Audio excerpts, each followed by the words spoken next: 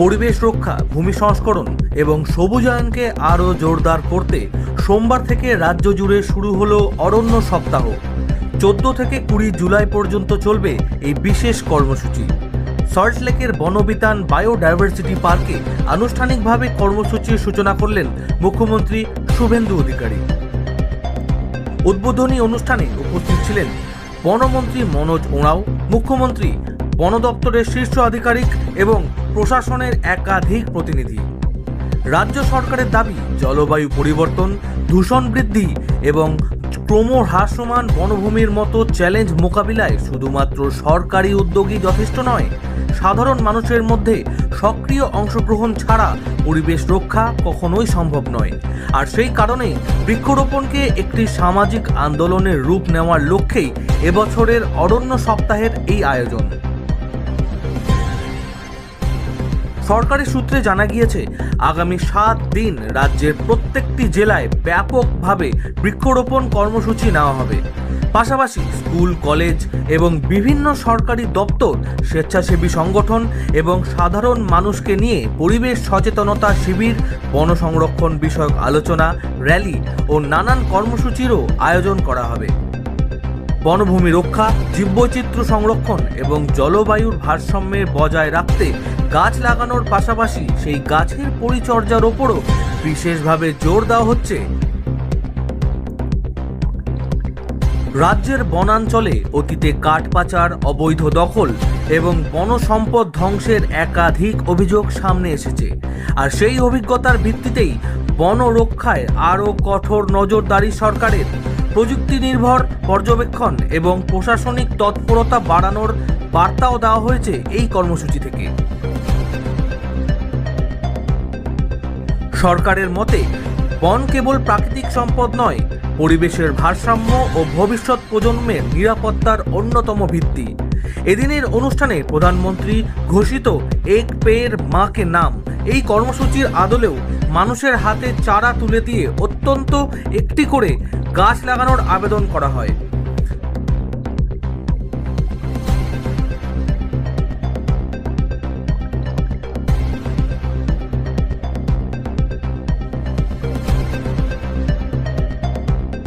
বন দপ্তরের পক্ষ থেকে জানানো হয়েছে, শুধু গাছ লাগানো নয়, সেই গাছকে বড় করে তোলার দায়িত্ব সমাজের প্রত্যেকের। পরিবেশবিদদের একাংশের মতে, রাজ্য জুড়ে যদি এই কর্মসূচি ধারাবাহিকভাবে বাস্তবায়িত হয় এবং মানুষের সক্রিয় অংশগ্রহণে নিশ্চিত করা যায়, তবে বনভূমি বৃদ্ধি, পরিবেশ সংরক্ষণ এবং জলবায়ু পরিবর্তনের প্রভাব মোকাবিলায় তা উল্লেখযোগ্য ভূমিকা নিতে পারে।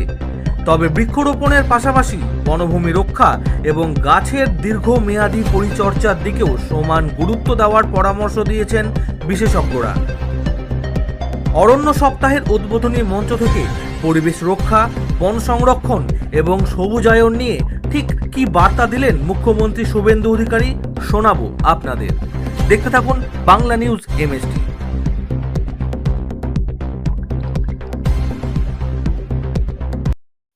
সমবেত অরণ্য প্রেমী ভদ্রমণ্ডলী,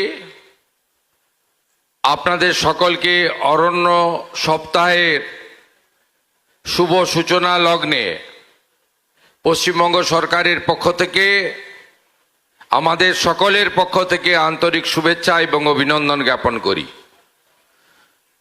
প্রথমেই বলে নিই, আমরা আমাদের আজকের কর্মসূচির যে মূল অংশ ছিল, অর্থাৎ প্রচার ট্যাবলো উদ্বোধন, বৃক্ষরোপণ এবং আমাদের অতি প্রিয় ছাত্রছাত্রীদের হাতে আমাদের ফলের চারা বা বৃক্ষ তুলে দিয়ে অনুষ্ঠানের সূচনা আমরা করেছি। আমাদের যেহেতু সচিবালয়ে একটি গুরুত্বপূর্ণ মিটিং রয়েছে, কৃষি, গ্রামোন্নয়ন, ভূমি, উদ্যান পালন ইত্যাদি বিষয় নিয়ে মাননীয় মন্ত্রী শিবরাজ সিং চৌহানজির, তাই সমস্ত মন্ত্রীরা যারা আছেন এবং মুখ্য সচিব সহ আধিকারিক যারা আছেন, তারা সকলে মিলে আমাকে দায়িত্ব দিলেন যে আপনি সরকারের পক্ষ থেকে এই অরণ্য সপ্তাহের বিষয়ে কিছু বলুন। আমি প্রথমেই এই দপ্তরের মাননীয় মন্ত্রী এবং অত্যন্ত দক্ষ একজন নেতৃত্ব, একাধিকবার বিধায়ক হয়েছেন, বিধানসভা যখন বসে আমার সঙ্গে উনি 5 বছর ছিলেন। প্রত্যেকটা বিধানসভা অধিবেশনে 1 নম্বর প্রশ্নকর্তার নাম হলো মনোজ ওরাও। তিনি আজকে এই দপ্তরের মন্ত্রী হয়েছেন। আমার বিশ্বাস তার নেতৃত্বে আমাদের ফরেস্ট ডিপার্টমেন্ট অনেক উচ্চতায় যাবে। তাই মনোজ ওরাওকে আমি অন্তর থেকে ধন্যবাদ এবং জোহার জানাবো। আমাদের মধ্যে বিধাননগরের বিধায়ক তথা রাজ্যের স্বাস্থ্য পরিবার কল্যাণ মন্ত্রী, অত্যন্ত কাজের মানুষ ডাক্তার শারদ মুখোপাধ্যায় রয়েছেন এই দপ্তরের রাজ্যমন্ত্রী, বাঁকুড়া জেলার অত্যন্ত পরিশ্রমী কৃষক পরিবার থেকে উঠে আসা, একেবারে মানুষের সঙ্গে থাকা একজন নেতা রাজ্যমন্ত্রী দিবাকর ঘরামি, রাজ্যের মুখ্য সচিব দক্ষ আধিকারিক মনোজ আগরওয়াল এবং এই দপ্তরের প্রধান সচিব মনীষ জৈন সহ অন্যান্য আধিকারিক বৃন্দ, প্রেস মিডিয়ার বন্ধুরা, আপনারা জানেন যে আমাদের মাননীয় প্রধানমন্ত্রী নরেন্দ্র মোদীজি তিনি বেশ কয়েক বছর ধরে ভারতবর্ষের শুধু উন্নয়ন নয়, বিকাশ আর বিরাসত নয়, তিনি অনেকগুলো সামাজিক ক্ষেত্রে বিপ্লব এনেছেন। তার মধ্যে অন্যতম স্বচ্ছ ভারত অভিযান, তার মধ্যে অন্যতম যোগা, তার মধ্যে অন্যতম খেলো ইন্ডিয়া জোড়ো ইন্ডিয়া, তার মধ্যে অন্যতম নমামি গঙ্গা, তার সাথে মায়ের নামে একটি গাছ।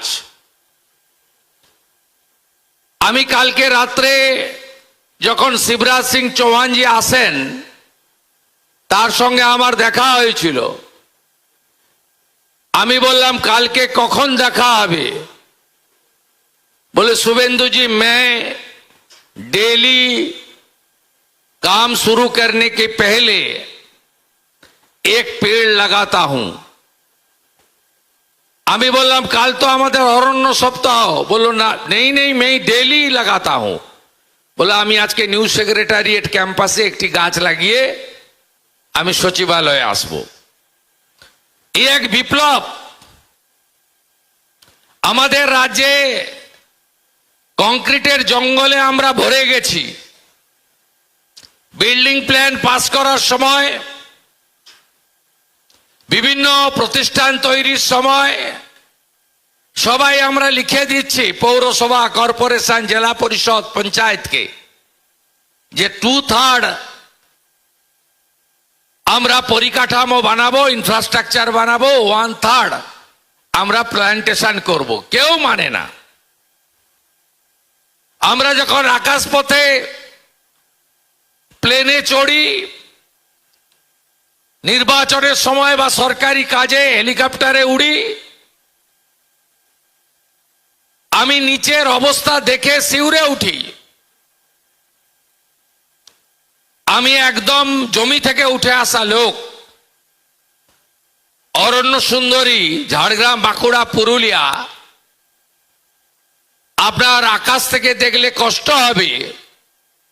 10 বছর আগে কি ঘন জঙ্গল ছিল, আজকে কি অবস্থা হয়েছে। হাসিমারা যাওয়ার পথে তরাই ডুয়ার্সের অবস্থা দেখলে, চালসার অবস্থা, জলদাপাড়ার অবস্থা দেখলে আমাদের সত্যি কষ্ট হয় যে ধ্বংস তো সব করে দিয়েছেন, কিন্তু এই গাছটাকেও ছাড়েননি। তাই ব্যাপক বনসৃজনের মধ্য দিয়ে আমাদের পশ্চিমবাংলার পরিবেশকে রক্ষা করতে হবে, অরণ্য সম্পদ তৈরি করতে হবে এবং আমাদের অরণ্য কেন্দ্রিক যে জীবজন্তু রয়েছে তাদের সঙ্গে আমাদের যে পরিবেশ বান্ধব বিষয়গুলি আবহমানকাল ধরে হয়ে এসেছে তাকে বাঁচাতে হবে। আমরা 5ই জুন বিশ্ব পরিবেশ দিবসে লক্ষ্যমাত্রা নির্ধারণ করেছিলাম মুখ্য সচিবের নেতৃত্বে যে এই বছর আমরা 7,20,00,000 গাছ লাগাবো। আমি 5ই জুন দেখছিলাম হিসাব, ওই দিন আমাদের টার্গেট ছিল 7 লাখ, ওই একদিনে 9 লক্ষের বেশি গাছ লাগানো হয়েছে। আমি গতকাল রথযাত্রার প্রাক্কালে একটি অনুষ্ঠানে বলছিলাম মাননীয় ফরেস্টের সচিবকে যে 70টি বড় রথযাত্রার উৎসব হচ্ছে, পশ্চিমবঙ্গ সরকার তথ্য সংস্কৃতি দপ্তর পুলিশ এবং হেলথের সাহায্যে সেবা ক্যাম্প করছে, সেখান থেকে গাছ বিতরণ করুন, ফলের গাছ দিন। তিনি আমাকে কথা দিয়েছেন। আমি পলিউশন কন্ট্রোল বোর্ডকে বলেছি আপনারা ব্যাপকভাবে নারকেল গাছ বিতরণ করুন যাতে বজ্রপাতের হাত থেকে অনেক এলাকাকে আমরা রক্ষা করতে পারি। তারাও রাজি হয়েছেন। আমি সরকারের বাইরে সামাজিক সংগঠন, শিল্প প্রতিষ্ঠান এবং বিভিন্ন প্রফিট মেকিং কনসার্ন, কালকে আইওসির আধিকারিকরা এসেছিলেন, তারা বললেন এই বছর আমরা 10 লাখ গাছ লাগাবো। শুধু গাছ লাগালে হবে না, আমি আমার পূর্ব অভিজ্ঞতা দিয়ে বলেছি, আমি হলদিয়া ডেভেলপমেন্ট অথরিটির চেয়ারম্যান ছিলাম। আমি গাছ লাগিয়ে 3 বছর মনিটরিং করতাম, তাতে অ্যাচিভমেন্ট আসতো 50%। 1000 গাছ লাগালে আলটিমেটলি 3 বছর পরে আমরা 500-550 গাছকে দাঁড় করাতে পারতাম। তাই শুধু গাছ লাগালে হবে না, মিনিমাম 2 বছর রক্ষণাবেক্ষণের দায়িত্ব সবাইকে নিতে হবে। আসুন দূষণমুক্ত পশ্চিমবঙ্গ, পরিবেশ বান্ধব পশ্চিমবঙ্গ, এই অপরূপ সবুজ অরণ্য সুন্দর পশ্চিমবঙ্গ আমরা গড়ে তুলি। আগামী 2রা অক্টোবর আমাদের কেন্দ্রীয় পরিবেশ মন্ত্রী আমাকে কথা দিয়েছেন বক্সারে আরেকটি প্রোগ্রাম হবে এবং আরো অনেক কর্মসূচি আমরা নেব যা ফরেস্ট ডিপার্টমেন্ট সম্পৃক্ত। আপনাদের সকলকে অভিনন্দন জানিয়ে এবারের অরণ্য সপ্তাহ অত্যন্ত আমাদের কাছে শুধু প্রাসঙ্গিক নয়, একটা ভালো সুখকর অভিজ্ঞতার মধ্য দিয়ে শেষ হবে।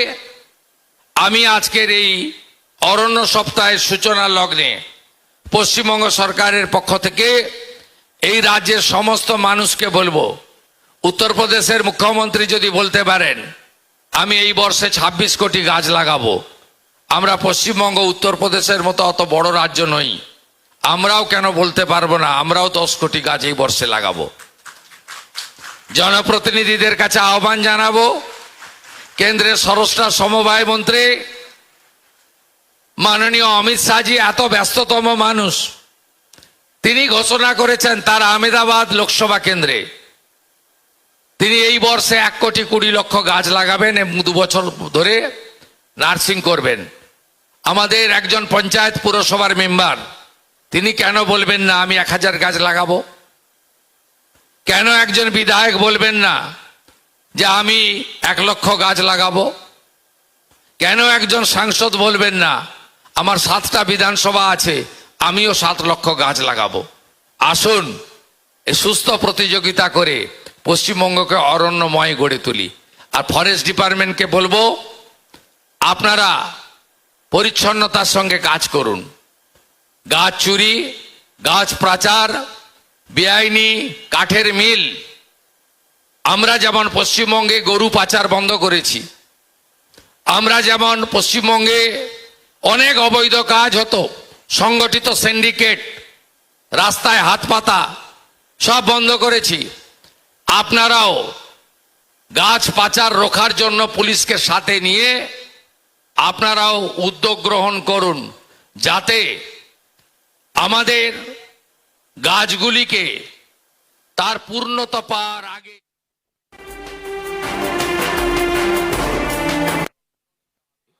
বনকর্মীদের, বনবন্ধুদের নানা রকমের অসুবিধার মুখে পড়তে হয়। আমি মাননীয় প্রধান সচিব মন্ত্রীকে বলবো, কংক্রিট প্রপোজাল সিএস এর কাছে দিন, আপনাদের জন্য কি কি করতে পারি সেটা আমরা দেখব। কত ভ্যাকেন্সি আপনাদের খালি আছে সেটাও আমরা দেখব, এবং আপনাদের রিক্রুটমেন্ট এখন থেকে পুলিশ রিক্রুটমেন্ট বোর্ডের মাধ্যমে হবে। যত ভ্যাকেন্সি খালি আছে আগামী কয়েক মাসের মধ্যে আমরা পূরণ করব, এবং যারা কর্মরত অবস্থায় মারা গেছে তাদের ফাইলগুলো যদি পড়ে থাকে মাননীয় মুখ্য সচিবকে বিশেষভাবে দেখতে হবে।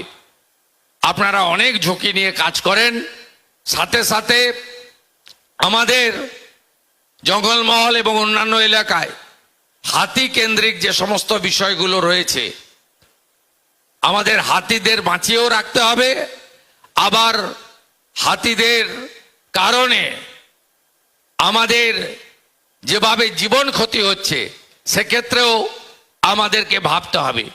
বিগত 15 বছরের সরকার ফরেস্ট ডিপার্টমেন্টকে অবহেলা করেছে, বরাদ্দ দেয়নি, ম্যান পাওয়ার দেয়নি, পরিকাঠামো দেয়নি। আমি বলবো উড়িষ্যা, ছত্তিশগড় থেকে শিখে আসুন কিভাবে ফরেস্ট ডিপার্টমেন্টকেও গুরুত্বপূর্ণ দপ্তরে পরিণত করা যায়, সেখান থেকে শিখে এসে পশ্চিমবঙ্গেও সেটা করুন। ডবল ইঞ্জিন সরকার সেটা করবে। সবাই ভালো থাকবেন। আপনাদের সকলকে আজকের এই অরণ্য সপ্তাহের উষা লগ্নে শুভেচ্ছা দিয়ে আমার কথা শেষ করলাম। বন্দে মাতরম, জয় হিন্দ।